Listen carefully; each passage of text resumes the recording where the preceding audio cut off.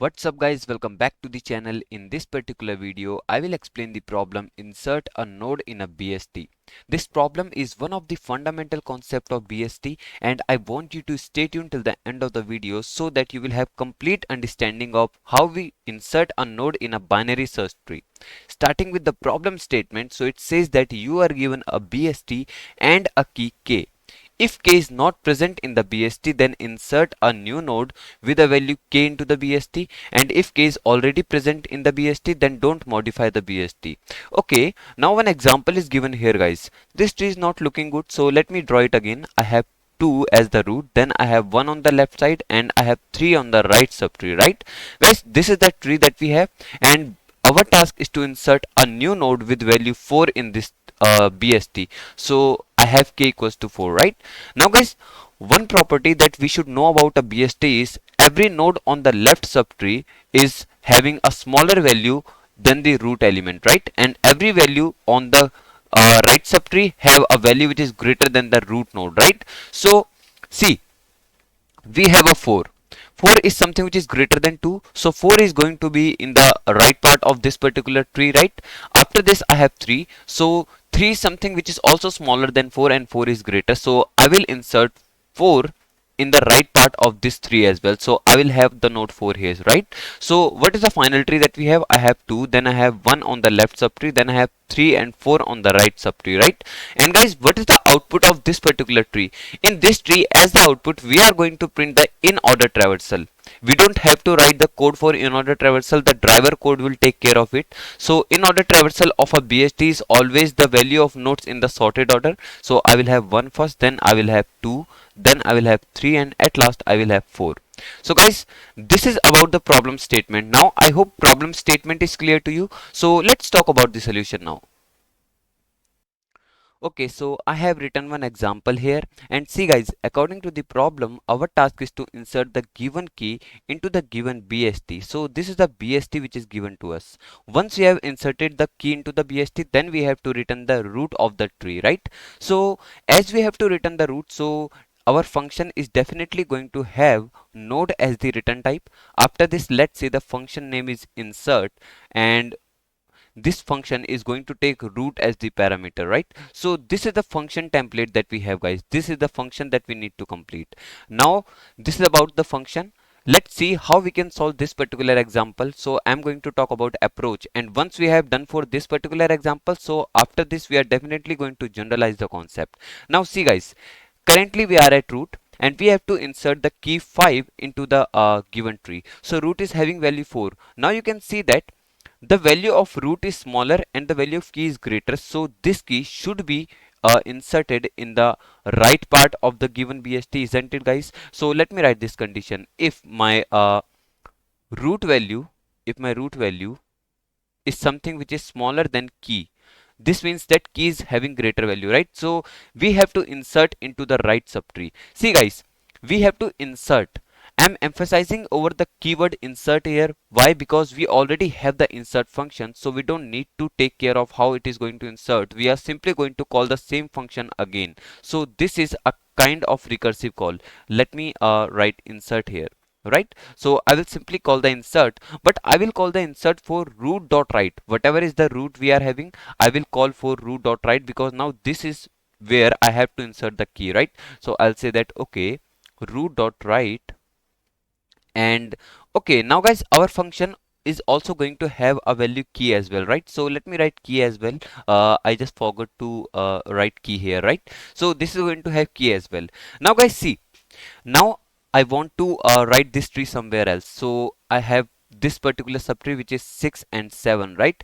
And again we have the same function. You can see that we are calling the same function. So after inserting the value in this particular tree, which is at this particular point, right? This particular function will return the root of this tree, right? So it will return 6, right? And as I'm getting 6, so I have to assign this particular 6 as the root dot write element. So I'll say that okay, root dot write is equal to whatever value written by this particular function call. And what this will do is, after I insert 5 here, so it will simply assign this particular root element as the right. So I will have 5 here as well, right? Now guys, I am calling the function. After this, you can see that I will come here. when I call this function, so we are talking about this particular function now, right, for this tree. So I will come here, and now you can see that I have a root, and now the root value is 6 and the key value is 5, right? So I have to handle this condition as well. If my root data root data is something which is greater than key, right, this means that key is having smaller value. So in this particular case, guys, what I'll do is I'll simply call the insert, and I will call the insert function for root dot left. Why root dot left? Because if the key value is smaller, then we always have smaller values on the left subtree in case of a BST, right? So what I'll do is I'll simply call the function for root dot left, and this is going to take care of okay, let me erase this, guys. I have written right here, so I have to write left, right? I have to write left, and then I'm going to pass k. Now this function call is going to take care of how this value will be inserted into the left subtree. So see, after this it will go here, and now you can see that we have a null node here, right? We don't have anything. First of all, whenever we have a null node, so we are going to create a new node. So what I'll do is I'll write condition here: if root is null, then simply create a new node, right? So I will create a new node which is going to have a value k, right? So I'm creating a new node here, and I have to return this particular new node, right? I have to return this particular new node. Now you can see that when this particular condition returns a new node, so I have to assign this particular new node somewhere. So I'll simply assign this particular new node to the left of this particular root, right? So before calling this particular function for this, I will say that okay, root dot left is going to have the result of this particular function call, and now you can see that how we have inserted the value. First we go to right, then we go to left. We have a null node here, so this condition will become true. And now once this condition becomes true, so what I'll do is I'll simply make a new node. So now we have made a new node which is going to have value 5, and this function will return this particular new node. So I will have new node here, and we are assigning this new node to the left of the subtree, right? So I will have 6, then 5, then 7. After this, this is going to return this is going to return root, right, after this particular function call. So now I will have here this particular root, right? So I'm simply going to assign this particular root to the right of this particular tree. So I will have 5 here as well. This is how we are going to insert value, guys. But we have not handled one condition. In case the value is already present, so let's say this is the tree that we have, value is already present here, right, and I have to insert 5 again.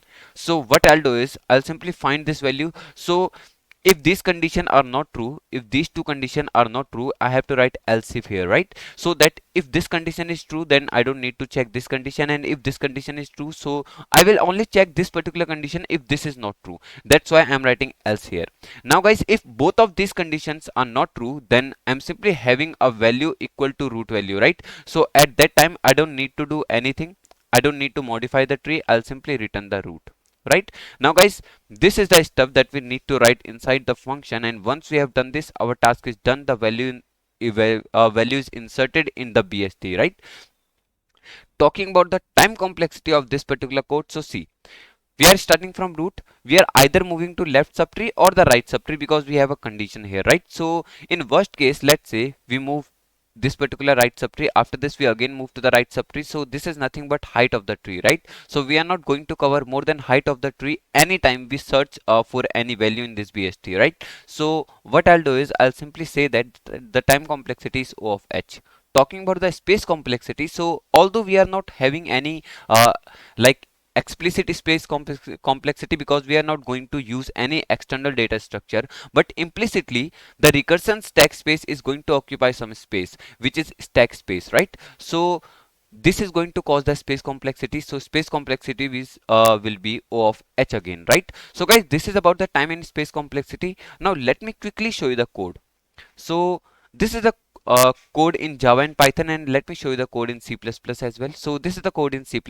Code is very simple, very short, and very easy to understand, guys. I have already explained you the approach. So what I'm doing here is I'm first checking this particular condition. This is going to act as a base condition for recursive call. After this, we are going to check these two conditions. If the value of key is greater or smaller, then we have to take the steps accordingly, right? And after this, we simply need to return the root node.